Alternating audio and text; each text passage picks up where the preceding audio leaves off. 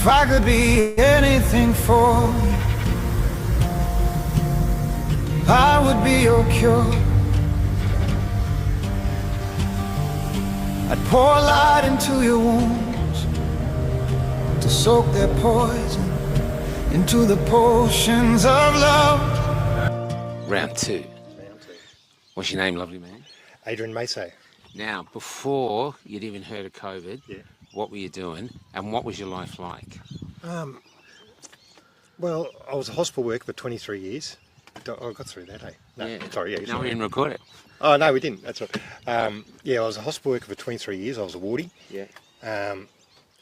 Everything was good. I mean, I was all about the care, the care factor of, and then it started getting a bit into two ways. The jobs had to be monitored, and then you didn't have that chance to talk to a lot of patients because you're on that schedule where you had the production line, you had to move on to another patient. Yeah. And I was more of a have a chat, so I'd be talking for hours, just one patient. Yeah, where is this bloke? But yeah, it was just all about keeping them patients settled, whether dementias, and just keeping them in the right track, and that where they are at their part of their life. You know, I just think if they want a blanket, grab them a blanket. Don't let them keep on yelling out.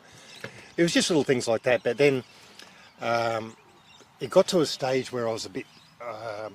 The care factor was too much for I couldn't do my job as much as I wanted to because So you were in the job to care for people, care for and they people. weren't letting you do it. They just weren't letting me go, have that conversation with a dementia patient. Say I put someone on the toilet, we had to shoot off really very quickly because there was another job in there. But with me, that I wouldn't leave any of them patients there because they're going to be panicking behind that toilet door, and where's that wardie?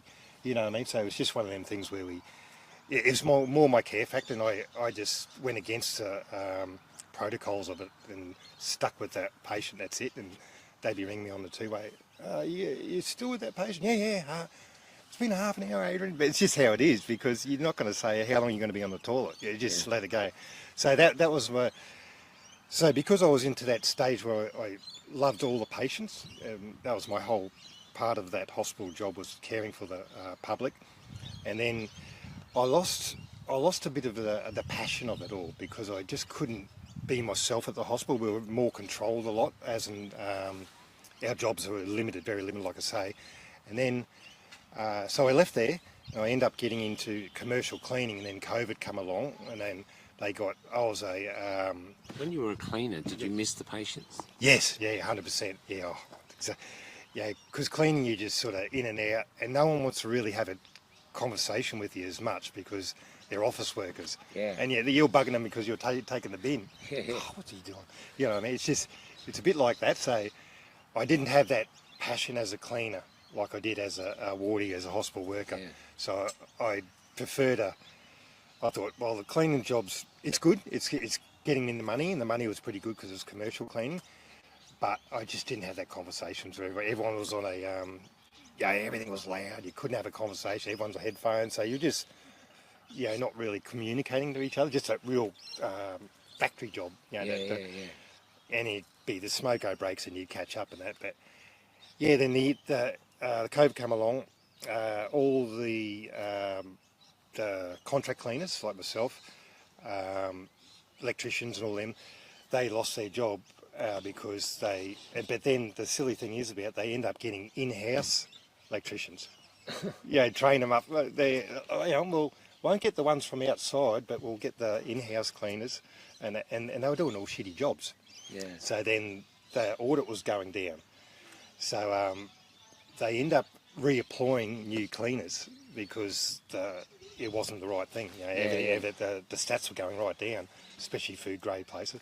So then they wanted us to come back, and a mate of mine, he was the business owner, I was the contract for him. He just said, no, we're not coming back. You should have kept us here from the start. So so we just sort of gave him some quiet words, and just gave him something to dwell on for a while. And then just basically, then I end up getting to mowing and mower mechanics. Okay. Yeah, and just learning trying to get my head around the skills of just push mowers. So I can push.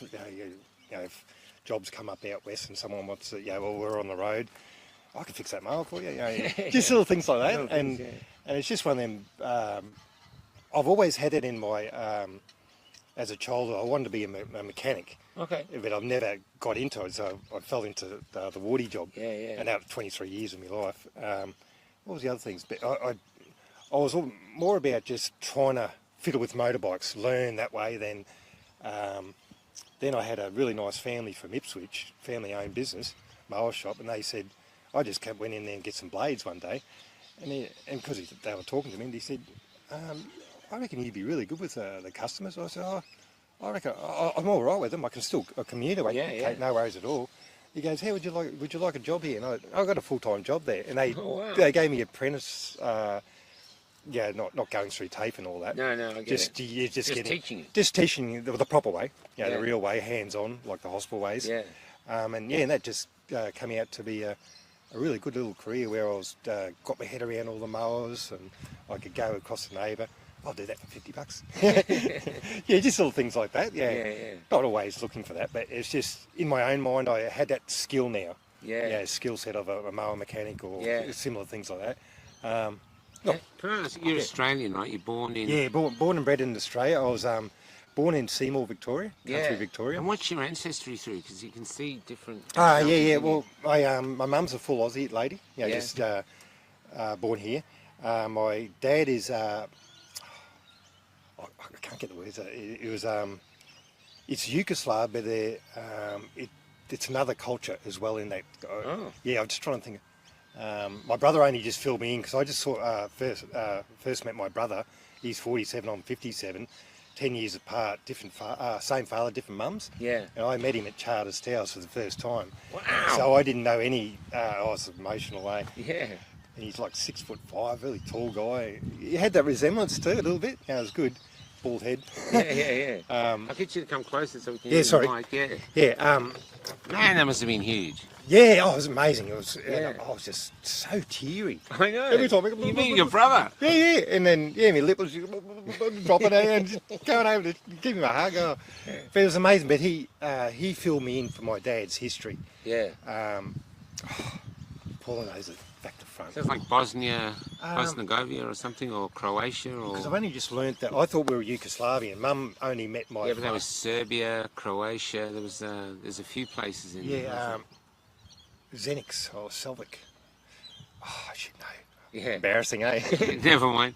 But Sorry the thing is... It's so, Yugoslavian anyway. Yeah. It's a Yugoslavian name. It's spelled But for out. your mother, though, Yeah. I wonder if it was a big thing for your mother in a small town to marry a new migrant. Yeah, well, he was a pretty famous soccer player. Oh, wow. In there, so he's come over and Mum's met my father Frank when she was 19, and they had me when I was 21, so a pretty young time. And then what happened is he didn't speak any English at all, and so when he was broken English a lot, and in my mind I thought, my dad's going to have an accent, and like I caught up to, I rang him up about 15 years ago. I thought I'll reach out for him because I have seen him and I've never met him before. So I end up reaching out to him, and he's a full Aussie fella. Oh, there you go, mate. I got the worst gout at the moment. I said, really? I'm expecting to hear a Yeah. This thick Yugoslavian accent. Yeah, Yugoslavian accent. But Mum, my son, I can't believe I meet my son. yeah, my beautiful son, what are you doing? But it was nothing like that. He goes, oh mate, I've got the worst gout at the moment. I'll have to ring you back. I was like, man, I haven't spoken to you for 30 years. What are you doing? It was a weird, but lovely guy too. Yeah. And that was a. Mum was only young, 19, he was 21. So did you grow up just with your mum, like single? I see, up to about 10 years old, and then my brother come along with my stepfather, and he was 11 years difference. So Okay. I was only child up to 11 years old. Yeah. But then Mum, we moved to Inala and Oxley, which is in Brisbane, and Mum, when she, because they're only young people, so they're only young age, so the marriage fell through because they're only at 19, 21. Yeah. Then we went from Seymour, Victoria to Inala. Mum bought a convenience store in the 70s and 80s, and got a really, really clique sort of business going where everyone would tick up back then. Yeah. The Winnie Blue or the the Sunday Sun. So we had a lot of. So we have a lot of community. Yeah. A lot of community coming into that shop, and that was really good. As a 12-year-old, I used to go in there, and we had a big table full of all our different lollies, our snakes, our teeth, and then you just pick them out, weigh them on the thing, give them to the kids and that. Like I'd be counting out, Mum would be out the back looking at the, sorting out the bottles. I'd be going, ripping into all the teeth and then little witchetty grub things. Loved all that. But yeah, it was a good upbringing. We had a lot of community around us, so we were always family orientated. We had the Space Invader machine out the front, the old sit-down one. You cut out the cardboard box. Remember, you'd have to, because the glare was on the machine. So you were playing doubles. We'd have to spin that around with the cutout. So that we end up putting that in the van, taking it home, and then Mum would get the key, and we'd be in the lounge room playing Pac-Man and all that sort of stuff. But yeah, that was really good community in Nanala. Mainly Vietnamese and Aboriginal race culture, but it was just really tight people. They were really lovely people. They'd always, Mum would catch up to them after hours at shop with their parents. They'd come around for a Sunday roast or something. It was, oh wow! Yeah, it was really good because Anala back in the 70s and 80s was really cultural. Like a lot of Vietnamese people. But they were lovely people. So it's a really multicultural area. You've got Yugoslav blood, you had Vietnamese, Aborigines. There's all these different people everywhere, and all lovely guys. I went to school with many Aboriginal fellows, and they were very lovely people. And had good mates, and we get in the motorbikes, our BMX bikes, go up the quarry and try to get up the steepest hill and come flying back down. You know what I mean? And skin all the back of your head. But yeah, it was a good upbringing. I just found, going back to the COVID, everything just dwindled very, very quick. And then because I've got a commercial van, I've got a Hygienist Team Australia on there. Anyway, when I was going, say I was doing all the travelling in the middle of COVID, they were all the police would pull them up, people checking, because it was after hours. I think you had to be you weren't allowed to drive off after 11 o'clock. Anyway, I've had this sign writing all over it, but it's not even registered anymore. And people are just, like the radar people, the RIDs, they pull me over, goes, "You going to clean, mate?" Yeah. And boom, every time. It was constantly going because I had the writing on there. Next time I'm just cruising off. I think, wow. But yeah, it was just one of them things where you could... Can I ask though, because you're very community minded and the whole COVID push was about community, why didn't you take it? Well, I'm not in for needles. I don't like needles one bit. And then I saw the evidence coming in through really quickly. I just searched it, and as a hospital worker, there's a protocol where that vaccine, 2, 3, 4 years, whatever the protocol is, it has to be. That was coming out very quick, and then Paula was still working at the hospital at the time, and she's seeing the adverse reactions come in. And then we had ABC out the front, Channel 9 of the Royal Brisbane. 18 people died at the Royal Brisbane. And Paula and everyone's going, no one's dead, because they're all in emergency. No one's dead. So they lied. They lied the whole time. And then So they were saying that all these people died of COVID and they didn't? Saturday night they come in on a Saturday night, they were saying, because I've got a few paramedic mates and that's still hanging around, and they were saying, they come in emergency on Saturday night about 7 o'clock. They were filming out the front, and they said 18 people died at the Royal Brisbane. And we're all in, I wasn't there at the time, but Paul was there. They're all saying, no one's dead. It's just, the coercion was there. We knew something was going on, but the adverse reactions, they were coming on, one after another, and Paul saw it come in. I'd left a bit early in that, but yeah, I saw it pretty plain day. I was aware of it pretty quick, and then I just kept on looking at things. And Paula fed me some more stuff too. She was a little bit more switched on than me. And she's Just for a sec. Let's stop there. All right, just have a little windbreak there. There's a so you know it's a lie. You didn't take it. Yes, I did. And you've lost your job.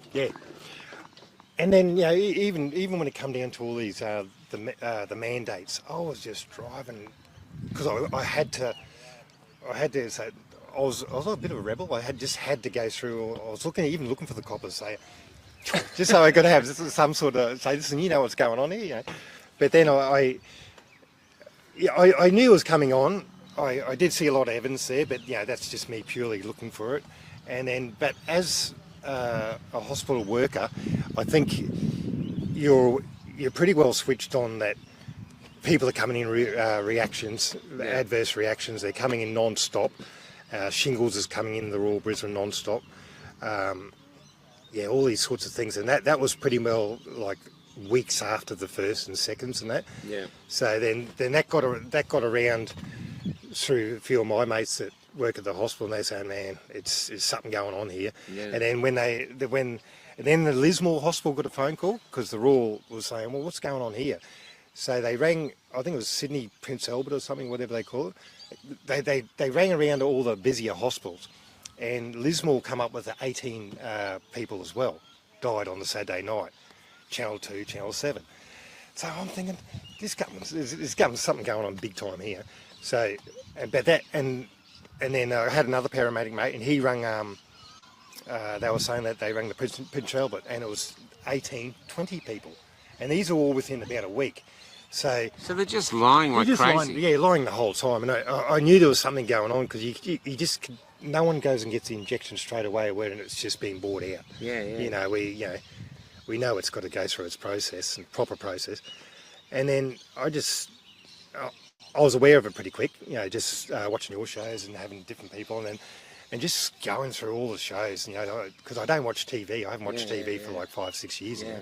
We took it off the wall and everything, but it's just one of them things where it wasn't right at the time. Yeah, and I just went against it, and even when the what do they call that, the QR codes, I just get my phone and just go, because people would be watching you, and so I'd have it on my camera. Just go, and then because the camera was watching, I'd go, what's going on with this? Yeah, but like something's going on with it. Boom, straight in.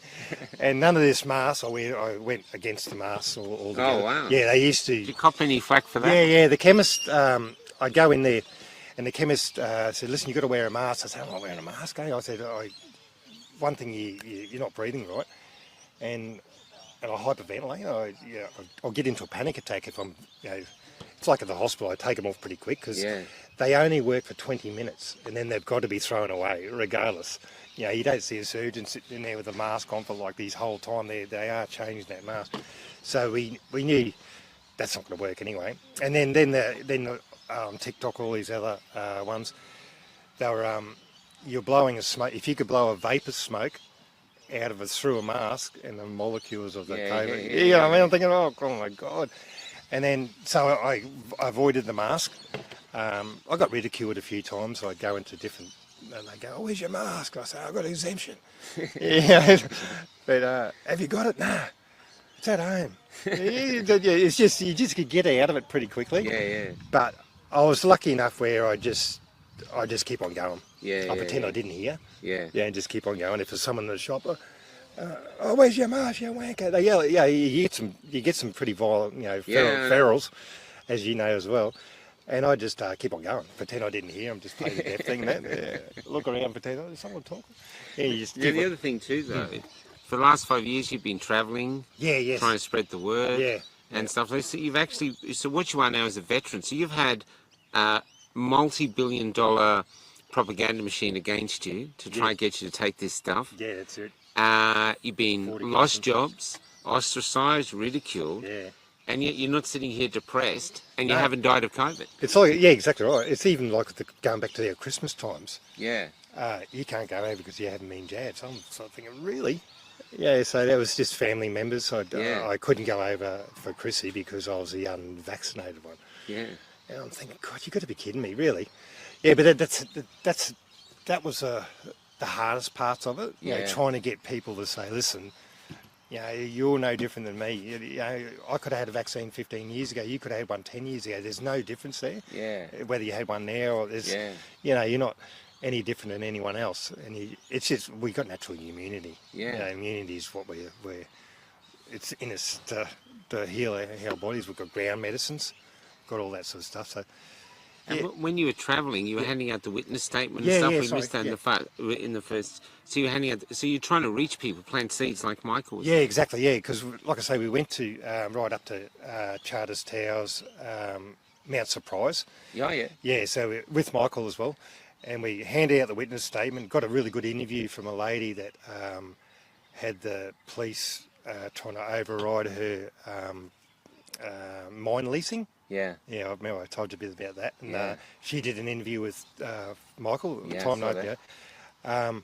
Yeah, but just the conversations we had up there, and just the view, like you'd see the views on the way through is just amazing. Like you say, pictures. But yeah, just meeting all the different people and just giving that witness statement. Some say, oh, what's this Jehovah's Witness shit, is it? I said, no. I said, don't worry about witness, just look at this. It's a witness statement. So you give them that, and you see them folded up sometimes, they make it in there. But most of them were taking it because they were seen to be a bit more switched on than the city folk, in a way, because the country sort of, I mean, they're more pure, I'm not being disrespectful, but I think the country folk have got more, they look after themselves because it's country. Do you think they've got a little slower? The city's so fast, you don't have time to think. In the country, you have a little bit slower. A bit slower, yeah. And maybe you got more time to have a look and think and going, true. this doesn't make sense. I don't know. Yeah, well, it makes sense, though, because you're on a mission the whole time in the city. Out of the country, your cattle's there, you're taking in all the landscape. I don't know, I've always wanted to be a country guy again. I was on acreage for a long time, so we're just in the middle of got our super out at the moment, self-managed, so we're going to see if we can get land and cool. And get back into that stage, get some chooks. I built a chook pen 2 days ago. It took me about 2 weeks just out of all scrap metal, cool. bike frames and all sorts of stuff. But it came out really, really well. And so we're getting chooks next week. Just get into that freshness. We don't go to Woolies anymore. We just try to go to the markets. And well, the big question is, how has it been a negative experience for you, COVID coming in and changing life in these last 5 years, or have you had? Is it a mix of negative and positive, or do you feel it's a positive thing now? Have you changed as a man? I really think if this COVID didn't come about it how it did, I mean, the tyranny it's caused on the whole country, I think the people awake, I feel more confident and positive in myself now. Even though I was a pretty positive guy, I balanced that with a lot of depression. Trying to sort of be myself, and I wasn't myself, but trying to almost pretending. So you were a mask to the world. Inside you were pretty down. Inside I was really down. So do you think that's a worth thing? Like you felt you didn't have worth or something? You think it came from there, or was just? Because it's really interesting with depression, isn't it? You don't always know where it comes from. It's hard to pinpoint depression, but when I look back on it, I think because you're enjoying your life, maybe I was in that job, and whether I liked it or not, it was my routine. And I think that was one that's gone straight away. Then you're left without money, so you're trying to deal with the Centrelink at the time and all that. But I don't know. To me, it's the best thing that's happened in my life, really. Because honestly, that's a huge comment. It is. I mean, I just think, I've had some depressing times in my life, and where I've come back to where I was a big drinker. And I got into the CBD. Well, it's a game changer. I tell everyone it's a game changer, because it keeps you pure as well, and it's gave me more confidence, and it's just made me more aware, I think. And I've stopped all the alcohol, so that hasn't done me down in any way. And you haven't had alcohol for about 5 years. 5 years, So the whole COVID period, you didn't make you go to the drink. No, so I didn't drink it whatsoever in the COVID period, and then I just got onto my natural herbs. And then dandelion and dandelion and four-leaf clovers, barks off the tree, whatever. But I just found that was always helping, and that's our grand medicine. It's our real medicine. But I've just been more positive since all this COVID's come in. Last 5 years, it just gave me, I don't know, it just gave me probably hope to get out there, and we're meeting all these people, see. So I just find it's brought us into a huge family, like an Australian worldwide family now. And I don't think I would have had any of these, like yourself, or any of these other friends if COVID didn't come along. So really, it's the bad as it is. But it's good that we're switched on enough to work out what's coming, and we're also enjoying brought together with all the beautiful people, and just amazing. And that's always been my passion, to have that real happy, friendly friends and that. I mean, you've always got your great friends too, but the last 5 years I've met friends over top of friends I've never thought I'd have. It's a different connection, isn't it? Different connection, yeah. You know, men hug, we talk in a way we never talk. We talk very openly. Remember, you'd be really awkward 5 years ago. Oh, hang on, mate. Oh, here you go, mate. Well, there's a passion to us in how we. Yeah, and exactly. It's a passion, and we're straight up people. We're not beating around the bush in any way. We're telling you the truth. Even though the state's portraying us as sovereign citizens, like apprentice terrorists and all this, we're actually not bad people. No. I mean, like I said to one of the ladies here, she was a little bit asleep on things, and I thought she was with our group, but she was just a random. Anyway, I was talking to her, and she was saying, I say, you guys Jehovah's Witness? I said, no. She goes, what? And she goes, you're not them sort of weirdo guys? And she's going into all this stuff. I said, no. I said, forget about this conspiracy theorists. You know, I said that all what we're about is just helping people, loving the earth, looking after nature. You know, this is what I tell people. You know, I'm all about the animals and trees, and I have to admit, about 5 to 6 years ago, I didn't take any of this in. So this is what I mean. This, in the last 5 years, it's been a big awakening for all of us. Whether it's just brought us into another vibe, you know, where we're appreciating things. You know, like I say, I'll drive, travel for ages, and I'll have to pull over and just take a picture. Remember I was telling you about the tree coming over? Just some of them trees, and I think it's just the age of them. It's just the beauty of it. You know, I can't even really get around to it. The beauty of it there, of the, what we're living on is just, I've never really taken it as much as I did. Understand. You know what I mean? But in the last 5 years, you know, we've had all this tyranny around us, but the beauty of everything is just sunken. I've drawn it all into myself. Yeah. And then, you know, and just, I'm a happier person. Yeah. Believe it or not. I can see it, man. You're glowing. Yeah, no, I've never had that feeling before. Yeah. And whether it's what's happened now, but it's a good thing, because I want to travel, I want to meet people, I want to be chatting to people. So you're hungry to live. Yeah, 100%. So they threw you out of society, you'd go away and come back begging to be let in or just die of COVID. Yeah. And instead, you're happier to live. Yeah, just throw these people under a rock and they'll be going. I'll just let them go. Yeah. But no, we're boom, come back stronger. Yeah. Boulders. Yeah, we just, I think it really had to happen. Yeah.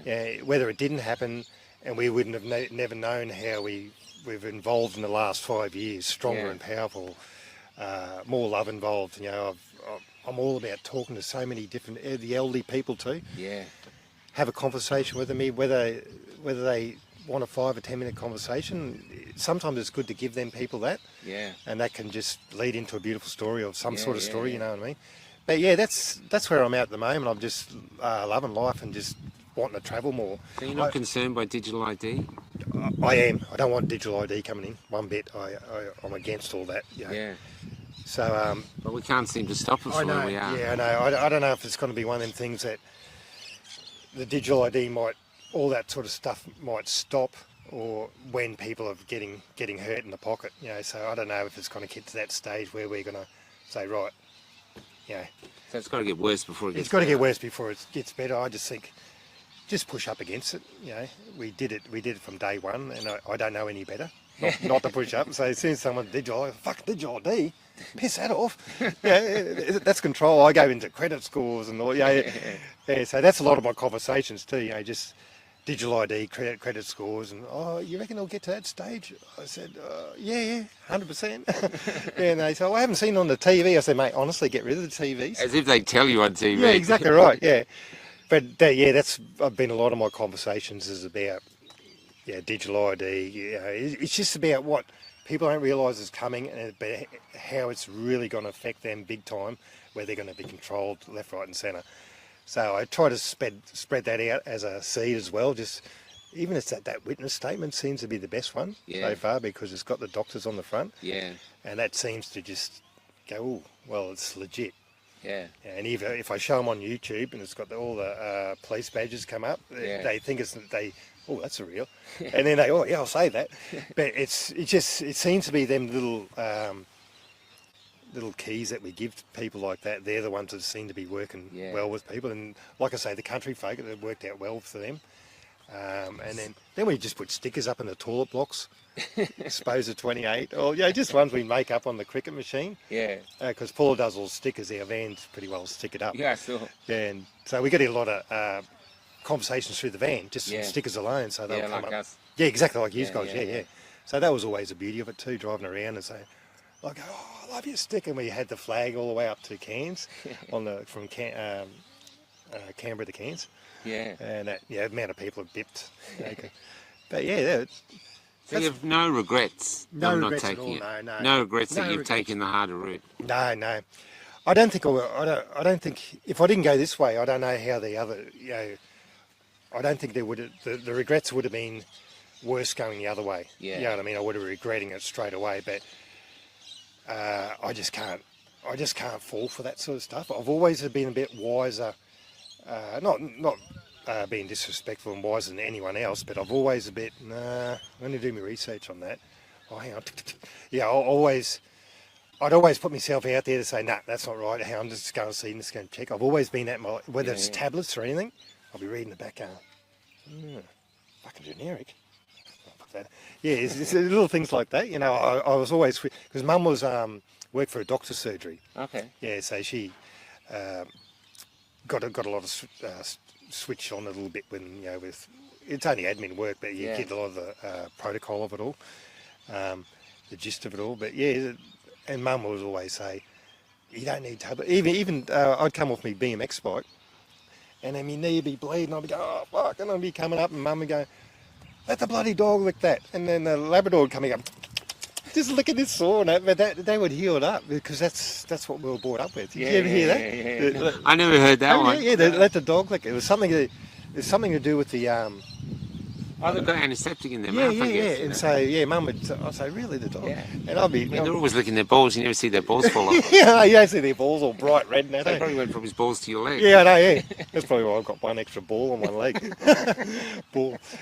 But it's just I just find it you just got to be open-minded in there, really open-minded with everything, question everything. Yeah. Well, that's him. We're in a sea of lies now. We don't know what's true. No. Even if you're hearing things coming out, you always question it straight away. You go, that's bullshit. And What are your thoughts for the future? What are your feelings for the future? You think we're heading somewhere better, or you think it's going to get darker first? I think we're going to go through that dark stage for sure. I'm hoping we don't, but I can't see it going any other way. Yeah. Because it's got to reach that critical point before it gets any better for us. But I think the way what we're doing now is we're creating a community, and if we can get this community in a big platform, whether it's somewhere on land, we can just get to this land, have all our veggies. These other people are going to follow. Yeah. I really think.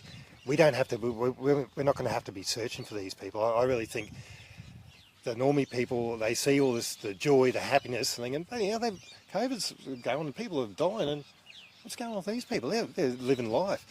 But it's just they've got. I think they'll realise that when we're all we've got this beautiful community together, we've got our foods going. That's seems to be my outcome in my own mind dream. I'm hoping that we'll join this massive community, and I can see it happening because we've got numbers there. Yeah. And whether the numbers are going to go to the streets and to the government generals, I don't think it's going to happen till we get hit in the pocket again. Yeah. But I think we can still create just a big community of awake people and all natural medicine people. Shut down the pharmacies. Get more and more sour sops going out and all that sort of stuff. You know what I mean? Yeah. And so it's like you're saying, build it and they will come. Yeah. Bill, I think it's like if we went to what do you call it? A naturopath, and we walked in there and it was just a big, like a showground here full of all. We'd be in there for a while because we're on that page where, oh, that's good food, I like that.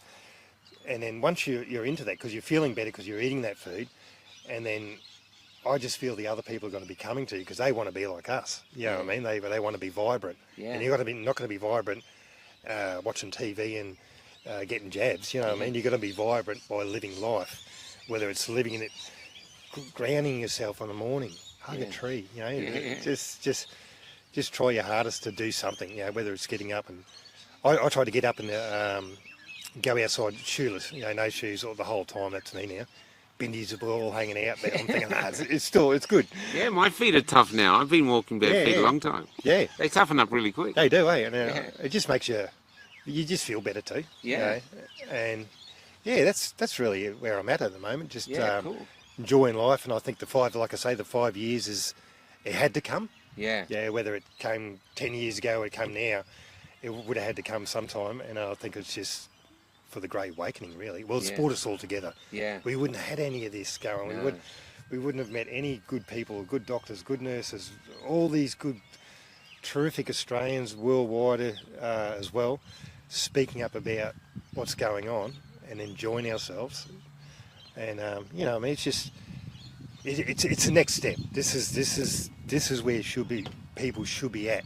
Yeah. Where we should be at now, right now. So this is the real awakening. Yeah, this is where, I mean, I couldn't be that person right now, you know, in there and doing a 9-to-5 job and just, yeah, I'm not saying I don't want, you don't want to be into that work, but who wants to do 8 hours a day? You know what I mean? When you can do 4 hours, hard work and earn the same sort of money. There's no, I don't know, I'm not into the 8 hours anymore. I'm not into the 5 days a week because life's too short now. Yeah. And, you know, everything's coming. So we just want to be prepared for it. And we all want to be fit and healthy to keep everything going, right? You know, and I just think, yeah, bring the community together, get a really good community together, all our natural medicines, and we're right. That's all we need. Yeah.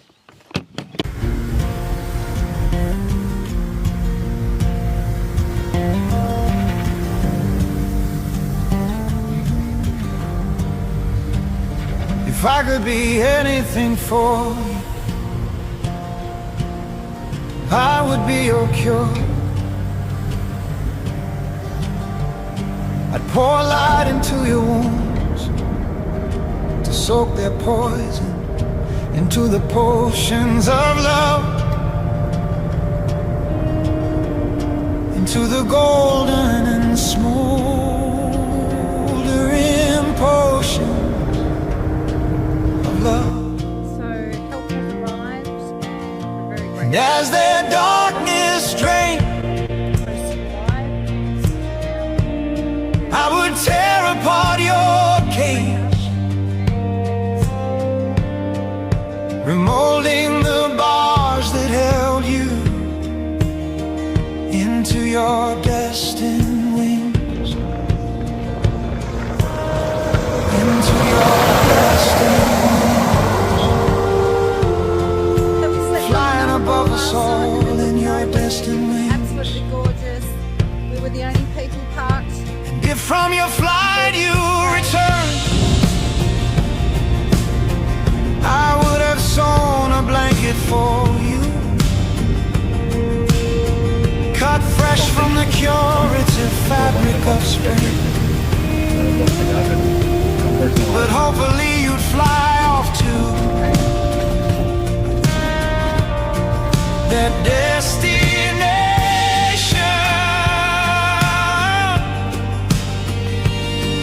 born with, the one they try to steal from your soul. That destination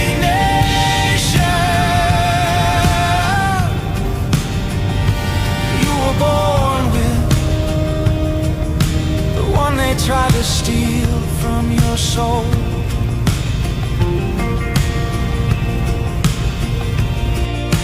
If I could be anything for you, I'd like to say a huge thank you to I would everyone be your cure. who's come out and supported Michael and Cafe Lockdown to continue doing our good. If I could be anything for you, I would be your cure. I would tear apart your cage, remolding the bars that held you into your destined wings, your destined wings, your destined wings, your destined wings.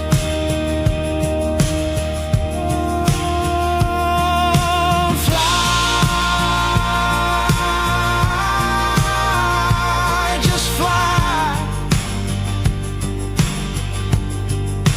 Realize all that is holding you down. The concepts. If I could be anything for you, if I could be anything, I would be your cure. I would be your cure. I would be your cure.